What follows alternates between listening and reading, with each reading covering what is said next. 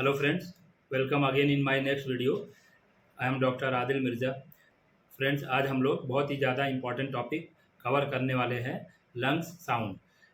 तो इस वीडियो में आज हम लोग normal lungs sound and abnormal lung sound दोनों को हम देखेंगे। तो सबसे पहले हम नॉर्मल लंग साउंड के बारे में जानेंगे और इस वीडियो में हम ये भी देखेंगे कि कौन सी एबनॉर्मल लंग साउंड किस तरह से सुनाई पड़ती है। ठीक है, तो चलते हैं।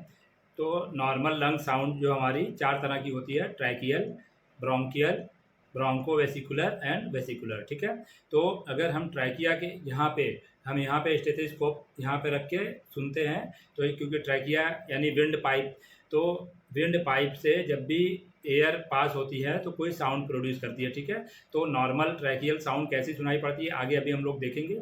ठीक है, तो यहाँ पे हम ऑस्कल्टेट करके हम सुन सकते हैं कि नॉर्मल ट्रैकियल साउंड कैसे सुनाई पड़ती है। ठीक है, ट्रैकिया के जस्ट ऊपर यहाँ पे। फिर उसके बाद आप ट्रैकिया के आगे आएंगे तो यहाँ पे आपको पता है बाइफर्केशन होता है। ठीक है, यहाँ से ट्रैकिया का बाइफर्केशन होता है एंड ब्रोंक्यूल्स बन जाता है। तो इस रीजन पे यहाँ पे हम ऑस्कल्टेट करेंगे तो यहाँ पे जो साउंड आएगी उसको हम बोलते हैं ब्रोंकियल साउंड। ठीक है, उसके बाद थर्ड जो टाइप की नॉर्मल साउंड होती है वो होती है ब्रोंकोवेसिकुलर। तो यहाँ पे जो ब्रोंकाई होती है वो आगे जाके फाइन ट्यूब्यूल्स में डिवाइड होती रहती है। ठीक है, तो उसके बाद यहाँ पे वेसाइकिल्स शुरू हो जाती हैं। तो यहाँ पे ये पूरा ये वेसाइकल्स होती हैं। ठीक है, या एल्विलाई भी बोलते हैं इसको। तो ये सारे जो एल्विलाई है। ठीक है, तो एल्विलाई या वेसाइकल्स है। ट्रांजिशन जो है यहाँ से ब्रोंक्यूल्स एंड वेसाइकल्स का ये कॉमन जोन है। तो इस रीजन को बोलते हैं ब्रोंकोवेसिकुलर। ठीक है, यहाँ से ये रीजन है, ये इसको बोलते हैं ब्रोंकोवेसिकुलर। तो यहाँ पे हम अगर ऑस्कल्टेट करेंगे इस रीजन पे तो हमें सुनाई पड़ेगा जो साउंड, उसको बोलते हैं ब्रोंकोवेसिकुलर साउंड। ठीक है, तो लंग का पेरिफेरल रीजन है, उस पर अगर हम ऑस्कल्टेट करेंगे, एल्विलाई होती है इसी रीजन पे, तो इसको हम एल्विलाई को वेसाइकिल भी बोलते हैं। तो यहाँ पे जो साउंड आएगी उसको बोलते हैं वेसिकुलर साउंड। ठीक है, इसी तरह हम पोस्टीरियर साइड से भी हम चेक कर सकते हैं। बिल्कुल नेक के बिल्कुल बैक में अगर हम ऑस्कल्टेट करेंगे तो हमें कौन सी साउंड आएगी, ट्रैकियल साउंड यहाँ से पता चल जाएगी। उसके एपीस्टर्नम के बिल्कुल बैक साइड में बनेंगे तो ये हमारा आएगा ब्रोंको वेसिकुलर साउंड। यहाँ से हम ऑस्कल्टेट कर सकते हैं। अगर इसी तरह ये हम जो स्कैपुला का लोअर एंगल होता है, स्कैपुला का तो जो लोअर एंगल होता है उसके थोड़ा 1-2 इंच नीचे की तरफ हम ऑस्कल्टेट करेंगे तो यहाँ पे हमारी जो साउंड आएगी वेसिकुलर साउंड होगी। ठीक है, इसी तरह हम एक्सिलरी रीजन में भी यहाँ पे भी हम चेक कर सकते हैं कौन सी साउंड आएगी, वेसिकुलर साउंड आएगी। अब हम लंग्स में ऑस्कल्टेशन कहाँ से स्टार्ट करेंगे एंड कहाँ पे हम ऑस्कल्टेशन करेंगे ये देखेंगे। फ्रंट पे राइट साइड से स्टार्ट करेंगे, ये क्लेविकल है, ये क्लेविकल है। तो राइट साइड में सबसे पहले हम सुप्रा क्लेविकुलर रीजन पे हम करेंगे, फिर हम लेफ्ट सुप्रा क्लेविकुलर रीजन, फिर लेफ्ट इंफ्रा क्लेविकुलर रीजन, फिर राइट इंफ्रा क्लेविकुलर रीजन पे आएंगे। फिर हम यहाँ पे ये मेमोरी ग्लैंड है तो इसके बाद हम सुप्रा मेमोरी रीजन पे करेंगे, राइट सुप्रा मेमोरी, फिर लेफ्ट सुप्रा मेमोरी, फिर लेफ्ट इंफ्रा मेमोरी, फिर लेफ्ट इंफ्रा मेमोरी पे आएंगे। फिर हम राइट साइड के ये इंटरकॉस्टल स्पेस यहाँ पे ऑलमोस्ट सेवन्थ इंटरकॉस्टल स्पेस होता है तो हम राइट साइड में ये इस इंटरकॉस्टल स्पेस पे यहाँ पे करेंगे। फिर लेफ्ट इंटरकॉस्टल स्पेस पे, लेफ्ट सेवन्थ इंटरकॉस्टल स्पेस पे यहाँ पे फिनिश कर देंगे। इसी तरह बैक साइड में हम देख सकते हैं, बैक साइड में हम लेफ्ट साइड से लेफ्ट शोल्डर से ऐसे यहाँ से स्टार्ट करेंगे, फिर लेफ्ट साइड राइट जाएंगे, राइट ये हमारा यहाँ से यहाँ तक इंटर स्कैपुलर रीजन है। तो सबसे पहले right upper interscapular region पे हम ऑस्कल्टेट करेंगे, फिर left upper interscapular region पे ऑस्कल्टेट करेंगे, फिर ये मिडिल हो जाएगा तो left middle interscapular region, फिर right middle interscapular region, फिर यहाँ पे right lower interscapular region and left lower interscapular reason.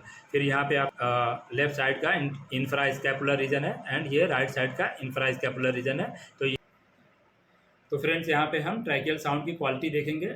ये इंस्पिरेटरी फेज़ है ये वाला और ये एक्सपिरेटरी फेज़ है। ठीक है, ये इंस्पिरेटरी है तो दोनों ऑलमोस्ट इक्वल है, या फिर आप ये कह सकते हो कि एक्सपिरेटरी फेज जो है, ये एक्सपिरेटरी फेज स्लाइटली लॉन्गर होता है देन द इंस्पिरेटरी फेज। ठीक है, तो और विदाउट एनी गैप आप देख सकते हैं यहाँ पे कोई गैप नहीं है। ठीक है, और ये साउंड की करेक्टरिस्टिक क्या होता है ट्रैकियल साउंड का, वेरी लाउड साउंड होती है एंड हाई पिच साउंड होगी। ठीक है, और ट्रैकिया के यहाँ पे हमको सुनाई पड़ेगी। ठीक है, एंड ट्रैकियल साउंड कैसी सुनाई पड़ती है अभी हम लोग सुनेंगे। ठीक है।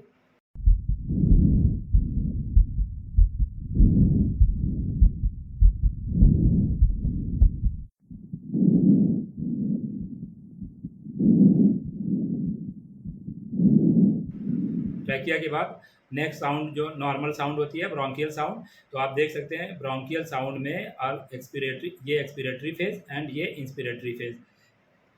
तो expiratory phase and inspiratory phase ये भी ऑलमोस्ट या तो इक्वल होगा, दोनों फेज का जो ड्यूरेशन होगा ऑलमोस्ट इक्वल होगा, या फिर एक्सपिरेटरी का स्लाइटली ग्रेटर देन होगा देन द इंस्पिरेटरी फेज। ठीक है। सबसे ज़्यादा इंपॉर्टेंट पॉइंट जो यहाँ पे ध्यान देने वाली है वो यहाँ ये कि ब्रोंकियल में एक यहाँ पे इंस्पिरेटरी एंड एक्सपायरेटरी फेज के बीच में ब्रेक होता है। ठीक है। बी से ब्रोंकियल होता है, बी से ब्रेक होता है। आप ये जो है बी से ब्रेक हो जाएगा, यानी ये ब्रेक होता है। ठीक है। और यहाँ पे आप देख सकते हो ये भी लाउड साउंड होती है, स्ट्रॉन्ग और हाई पिच होती है। ठीक है। एंड तो ये आप देख सकते हैं फोनोग्राम में ये इंस्पिरेटरी फेज है ये वाला, और ये एक्सपिरेटरी फेज है। ठीक है। अब हम सुनेंगे ब्रोंकियल साउंड कैसी सुनाई पड़ती है। ठीक है।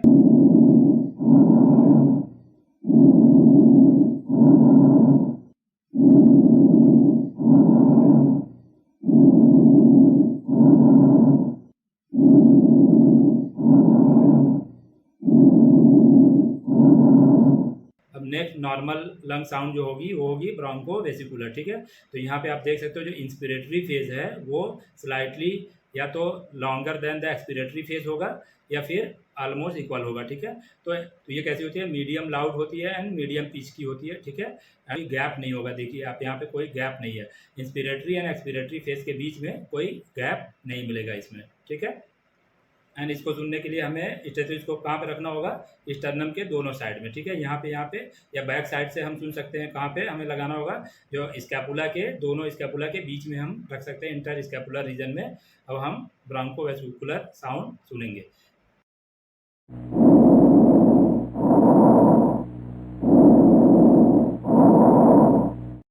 नेक्स्ट नॉर्मल लंग साउंड हम देखेंगे वेसिकुलर।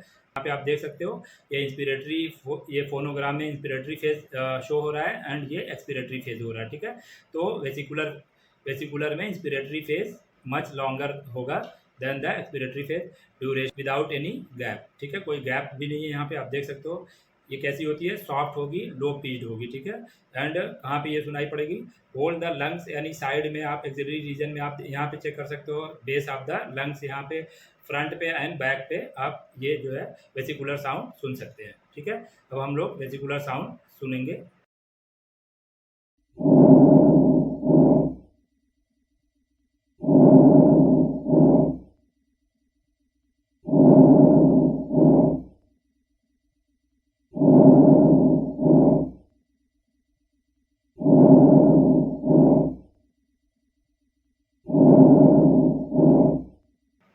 फ्रेंड्स अभी तक हम लोगों ने नॉर्मल लंग साउंड देख लिया है, अब नॉर्मल लंग साउंड देखेंगे। तो जो रोंकाई क्या होती है, साउंड दैट रिजेंबल्स स्नोरिंग, यानी खराटे जो लेते हैं हम लोग इस तरह की साउंड आती है। तो रोंकाई कब सुनाई पड़ती है, जब एयर पैसेज जो होता है नैरो हो जाता है, वहाँ पे एयर को वहाँ से पास होने में ज़्यादा रेजिस्टेंस फील होता है, तो वहाँ पे जो साउंड सुनाई पड़ती है उसको हम रोंकाई बोलते हैं। तो अभी हम देखेंगे रोंकाई किस तरह की होती है।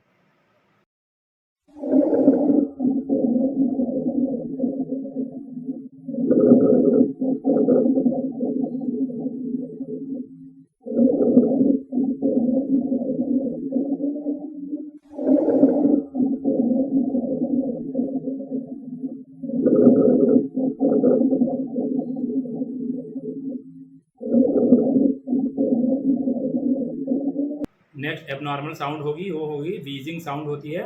वीजिंग साउंड कैसे होती है, हाई पिच्ड साउंड होती है, और ये produce by the narrow airway, यानी अक्सर सीओपीडी का पेशेंट है, एस्थमेटिक पेशेंट है, उसमें जो एयरवे होती है वो due to mucus, high mucus secretion या फिर एयरवे इन्फ्लामेशन की वजह से नैरो हो जाता है। तो जब नैरो एयरवे से एयर पास होती है तो उससे क्या होता है कि उससे भी आपको म्यूजिकल टाइप की साउंड सुनाई पड़ती है, जैसे सीटी बजती है, जैसे सीटी बजती है, सीटी बजने जैसी आवाज़ आती है, तो इसको बोलते हैं हम वीजिंग बोलते हैं। ठीक है।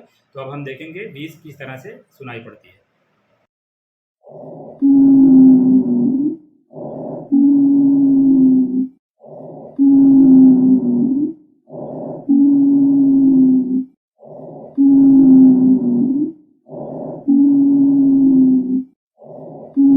नेक्स्ट हमारी जो एबनॉर्मल लंग साउंड है वो स्ट्राइडोर बोलते हैं इसको, तो स्ट्राइडर या स्ट्राइडोर बोलते हैं। ये भी स्टाइडार भी थोड़ा बीच जैसी मिलती जुलती है, थोड़ा इसकी जो होती है लॉन्ग ड्यूरेशन की होती है, ठीक है। तो अभी हम देखेंगे स्टाइडार कैसी सुनाई पड़ती है, ठीक है।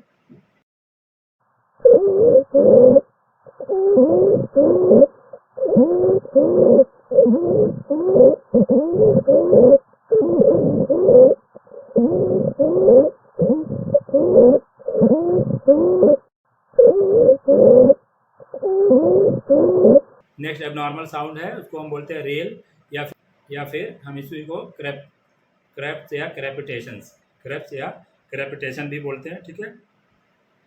तो इसको हम क्रैकल्स या फिर क्रैप्स या क्रैपिटेशंस भी बोलते हैं रेल्स को।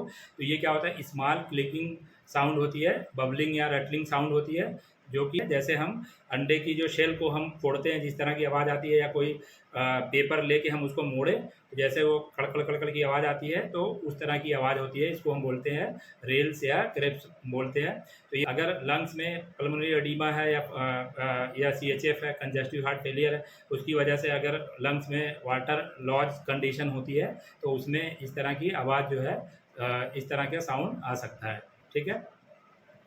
तो अब हम देखेंगे रेल्स या क्रैकल्स किस तरह से सुनाई पड़ता है।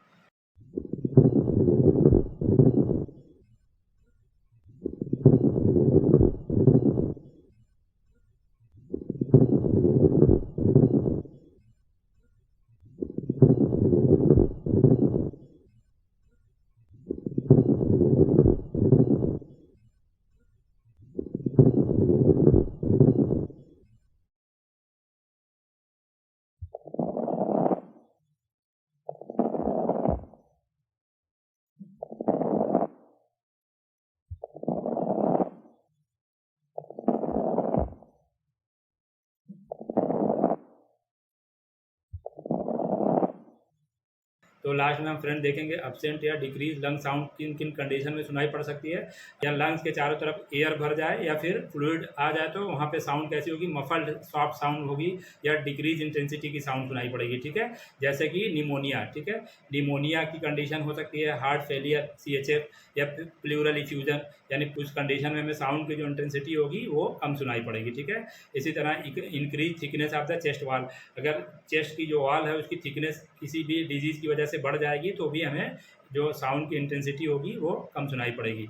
Over inflammation of the part of the lung, यानी एम्फाइसीमा, तो ओवर इन्फ्लामेशन की वजह से भी क्या होता है कि साउंड की जो इंटेंसिटी होती है वो कम हो जाती है, ठीक है। और reduce air flow part of the lungs, यानी कि किसी भी वजह से कोई ऑब्स्ट्रक्शन, कोई जो होगा कोई ऑब्स्ट्रक्शन है या फिर कोई रेस्ट्रिक्टिव डिजीज़ की वजह से एयर का फ्लो जो है लंग्स में कम हो जाएगा, तो उसकी वजह से भी उसकी वजह से भी साउंड की इंटेंसिटी कम हो जाएगी, ठीक है। तो अब हम देखेंगे आगे ये डिमिनिश्ड एयर साउंड कैसे सुनाई पड़ती है।